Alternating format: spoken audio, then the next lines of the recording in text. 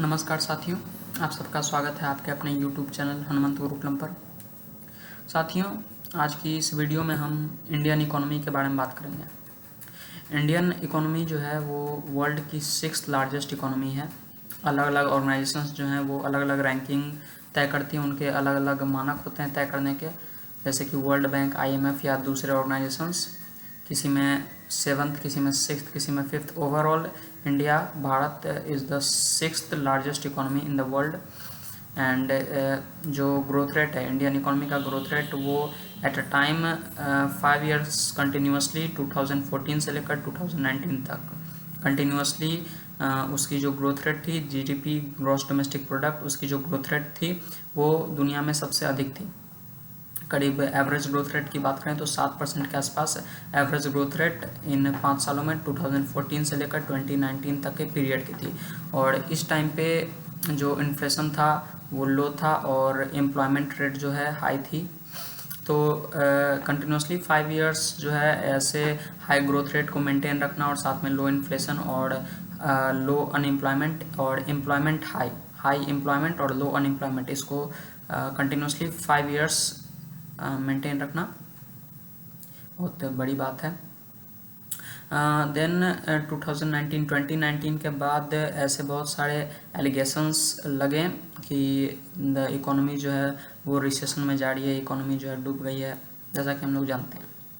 जो राहुल गांधी हैं और दूसरे जो भी विपक्षी नेता हैं या जो भी लोग हैं, जो भी क्रिटिसाइज़ करने वाले लोग हैं, जो इस सरकार को, जो नरेंद्र मोदी जी की सरकार है, उससे जो भी लोग एक प्रकार से जो भी उनका मतभेद, मनभेद या फिर जिस भी प्रकार की उनकी घृणा हो, बहुत सारी बातें, तरह तरह की बातें कर रहे थे।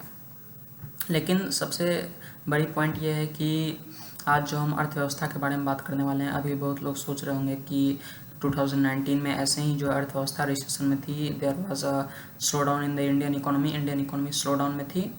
एंड देन उसके बाद ये पैंडमिक, तो उसके बाद जो इंडियन इकोनॉमी है उसने बहुत सफ़र किया, पूरे वर्ल्ड की इकोनॉमी में सफ़र किया, लेकिन इंडियन इकोनॉमी ने भी साथ में सफ़र किया।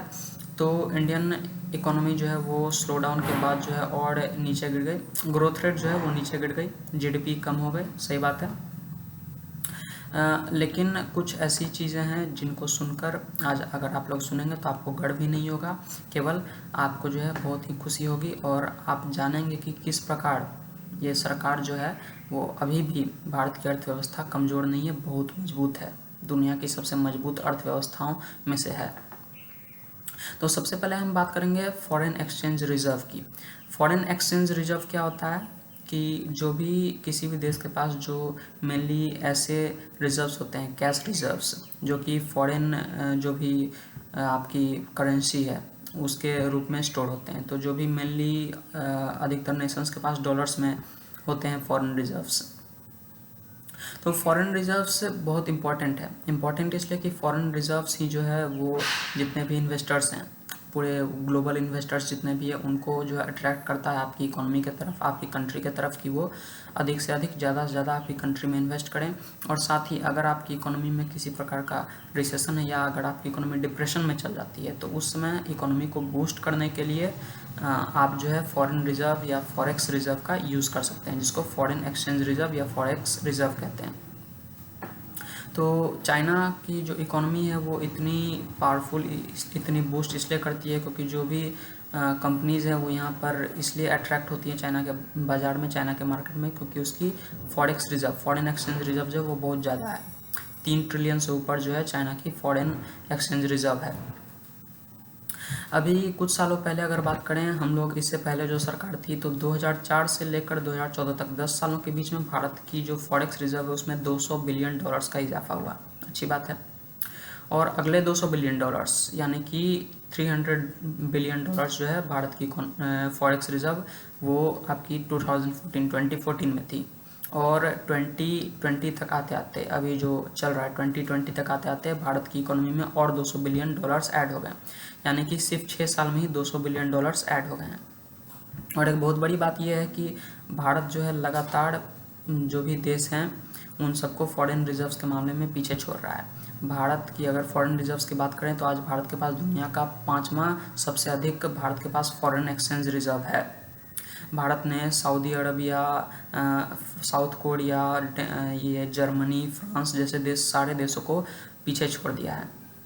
और सबसे बड़ी बात यह है कि भारत ने लॉकडाउन के दौरान ही जो 8वें पोजीशन से भारत की जो फॉरेक्स रिजर्व थी वो 8th पोजीशन पे थी वर्ल्ड्स हाईएस्ट में। और अब अभी कुछ ही महीनों में भारत की जो फॉरेक्स रिजर्व है, फॉरेन एक्सचेंज रिजर्व, वो 5th पोजीशन पे, 5th highest foreign exchange reserve. और सिर्फ एक महीने में ही भारत ने 6th से 5th पोजीशन गेन किया। $500 बिलियन से ऊपर भारत की फॉरेन एक्सचेंज रिजर्व वो है। अब सेकंड चीज़ पे आते हैं। दूसरी बात यह है कि भारत के ऊपर जितने भी देश हैं, जैसे कि भारत के ऊपर अब सिर्फ 4 देश हैं, रशिया, स्विट्ज़रलैंड, जापान और चाइना। तो रशिया को तो लॉकडाउन ख़त्म होते होते जैसे ही भारत में ये भी पैंडमिक ख़त्म होगा, तो उम्मीद जता रहे हैं सब लोग कि पैंडमिक ख़त्म होते होते भारत जो है रशिया को भी पीछे छोड़ देगा और भारत दुनिया का 4था सबसे highest foreign exchange reserve Bharat के पास होगा। तो इसके कारण ही भारत में जो है जो भी इन्वेस्टर्स हैं वो भारत की तरफ अट्रैक्ट हो रहे हैं। आपने सुना भी होगा कि फेसबुक हो गया या फिर दूसरी कंपनीज़ हो गई, या गूगल ने अभी $1 बिलियन का इन्वेस्ट किया है भारत में। तो ये सब जो है भारत की अर्थव्यवस्था के लिए बहुत बड़ी बात है। और फॉरेन रिजर्व्स की बात करें तो भारत का जो फॉरेन रिजर्व्स हैं उसका जो मेन सोर्स है वो जो भी एनआरआईज हैं, जो फॉरेन में जो भी काम करते हैं इंडियंस, वो जो डॉलर्स के फॉर्म में या दूसरे करेंसीज के फॉर्म में भारत में भेजते हैं, वो इसका मेन सोर्स है। और भारत का जो एक्सपोर्ट जो दूसरे देशों को करता है वो भी इसका एक महत्वपूर्ण सोर्स है। लेकिन अभी जो इस पैंडेमिक के दौरान जो भी सोर्स है, इन दोनों सोर्स वो लिमिटेड अमाउंट में हो गए हैं। लेकिन क्योंकि चाहे फॉरेन हो या फिर अपना खुद की कंट्री में ही जो भी फैक्ट्रीज़ हैं या इंडस्ट्रीज़ हैं, जो भी वर्क्स हैं, वो लिमिटेड अमाउंट में हो गए हैं।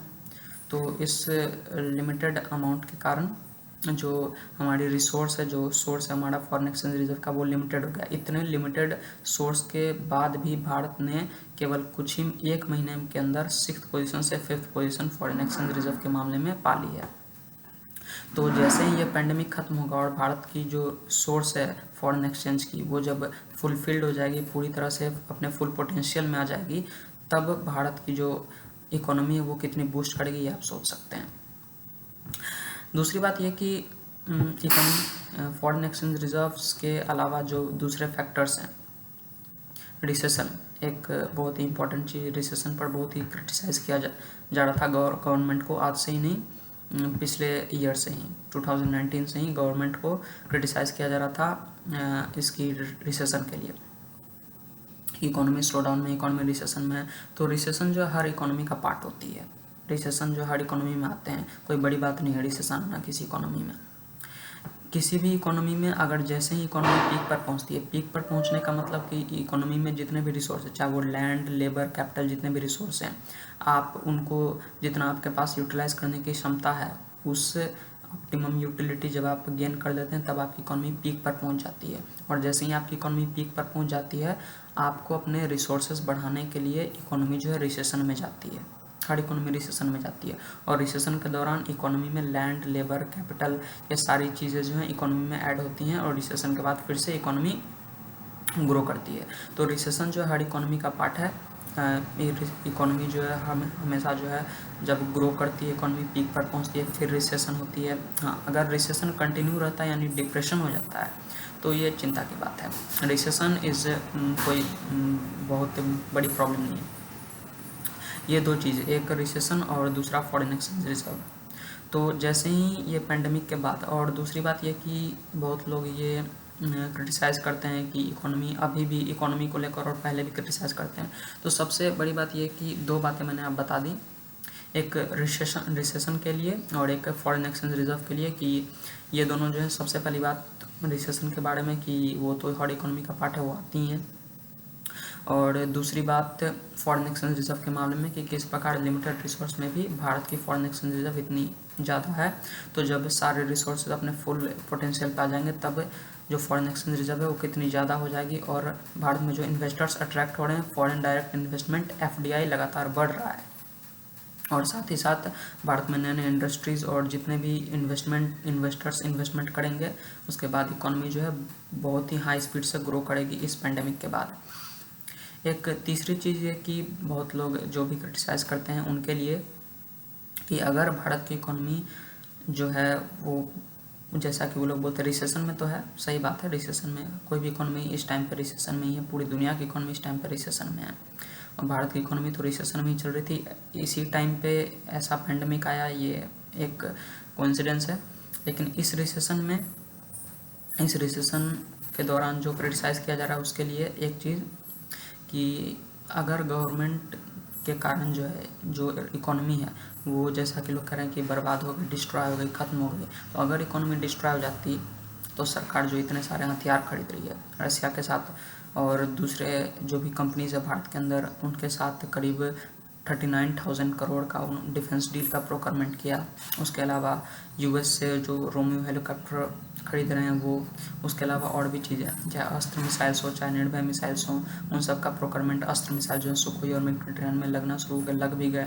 बॉर्डर एरियाज़ में जो इतने काम चल रहे हैं, बॉर्डर में रोड्स बनाए जा रहे हैं इतने सारे, तुरंत जो जहाँ पहले जाने में 12 दिन लगते थे, अब पहले 6 घंटे में ही पहुँच जाते हैं। सारे रोड्स जो हैं बहुत सारे कंप्लीट्स हो गए हैं। जो श्योक नदी है उस पर ब्रिज बन गया। इसके अलावा देश के अंदर की बात करें इंफ्रास्ट्रक्चर की, तो इस पूरे पेंडेमिक के दौरान जो भी चीज़ें फ्री में दी गई हैं, जो भी गवर्नमेंट फैसिलिटीज़ दी गई, बहुत बड़े पैमाने पर एक मैसिव स्केल पर जो है इसका काम चला पेंडेमिक के दौरान। जो भी रिलीफ वर्क है पेंडेमिक के दौरान, एक बहुत ही बड़े स्केल पर रिलीफ वर्क जो है पूरे कंट्री में, पूरे नेशन में चले।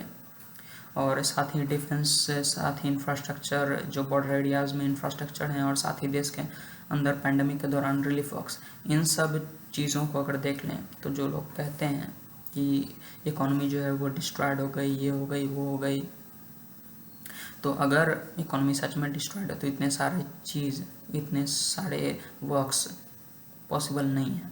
तो ये उन लोगों के लिए भी एक जवाब है। आज के इस वीडियो में इतना ही।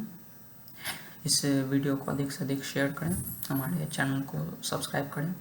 हनुमंत गुरुकुलम चैनल आपका अपना यूट्यूब चैनल है।